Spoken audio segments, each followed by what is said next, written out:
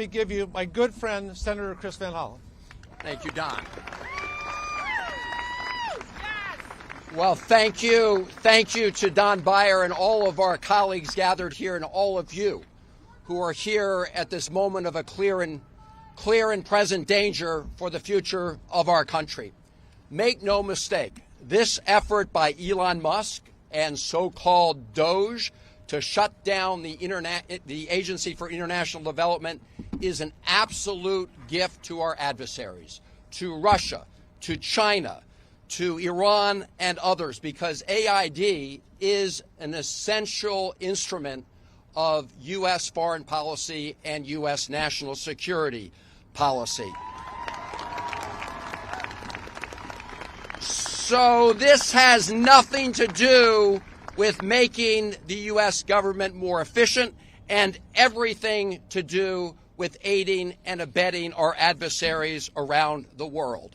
If you doubt that for a moment, listen to what the former president and Putin crony Medvedev just put out on X. Quote, "Smart move by Elon Musk," referring to shutting down AID, former Russian president and stooge of Vladimir Putin. This is also a huge gift to the PRC. And it's interesting that Vivek Ramaswamy, who was originally the Elon Musk co-pilot on Doge, is no longer here. But here's what he said just a year or so ago. Quote, "Tesla is increasingly beholden to China. I have no reason to think that Elon won't jump like a circus monkey when Xi Jinping calls in the hour of need," unquote. He went on to refer to Musk as a Chinese puppet and then posted on X that the U.S. needs leaders who aren't in China's pocket. This is Vivek Ramaswamy, who had been originally, as you know, one of the co-chairs at this so-called Doge.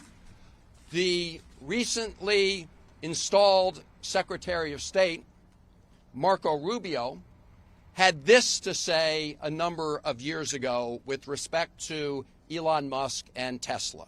Quote, "Right after President Biden signed Senator Rubio's Uyghur Forced Labor Prevention Act into law, at Tesla opened a store in Xinjiang." He went on to say nationless corporations are helping the Chinese Communist Party cover up genocide and slave labor in the region, unquote.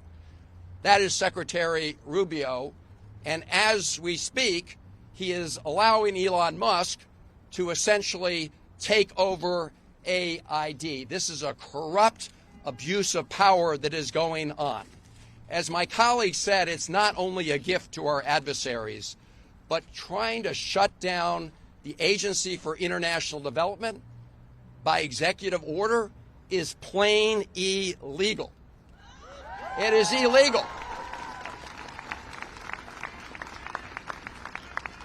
Elon Musk may get to be dictator of Tesla, but he doesn't, and he may try to play dictator here in Washington, D.C., but he doesn't get to shut down the Agency for International Development. Now, as we're speaking at a federal court, at the district court right down the road, there's an ongoing hearing, I don't know if it's over yet, about the earlier effort of the Trump administration to stop federal grants around the country to communities and people in need. There's a stay on that, and then in Rhode Island, the Attorney General's got a TRO on that. So what you're seeing here with respect to AID is a continuing effort around those illegal actions. Now, over the weekend, I had multiple conversations with lawyers, and I want to commend all the lawyers who are working on upholding the rule of law here, including Democracy Forward, which is an organization that helped file the lawsuit pending right now in the D.C. District Court. I am confident that when they look into this, and they are looking into this, that they will also file suits to hold the Trump administration and Elon Musk accountable. This is a clear violation of our law. Finally, let me just say a word to all the men and women and employees who work with AID. Thank you for your service to the United States of America.